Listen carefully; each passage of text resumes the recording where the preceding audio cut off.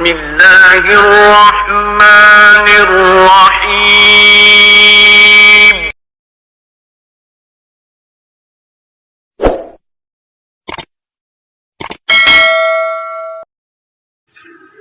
Hello guys, अस्सलाम वालेकुम।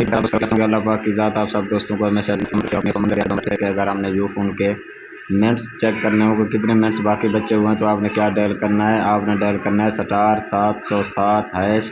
जब आप ये डायल करेंगे यू फ़ोन की सिम के ऊपर तो आपके पास एक बजरिया SMS कंपनी SMS भेजेगी। उसमें तमाम तर मालूमात होगी कि आपके पास कितनी मिनट बकाया बचे हुए हैं और कितने मिनट आपने इस्तेमाल किया और जो बाकी मिनट बचे हुए हैं वो कब तक ख़त्म होंगे। मतलब कि मिनट्स के हवाले से तमाम तर मालूमात कंपनी आपको बजरिया SMS कर देगी।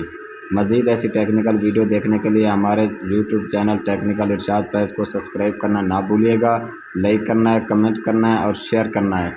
आज के लिए इतना ही काफ़ी है, फिर इंशाल्लाह मिलते हैं नेक्स्ट वीडियो में। चैनल को सब्सक्राइब लाजमी करना है। फिर इंशाल्लाह मिलते हैं नेक्स्ट वीडियो में। बहुत शुक्रिया जी, अल्लाह हाफिज़।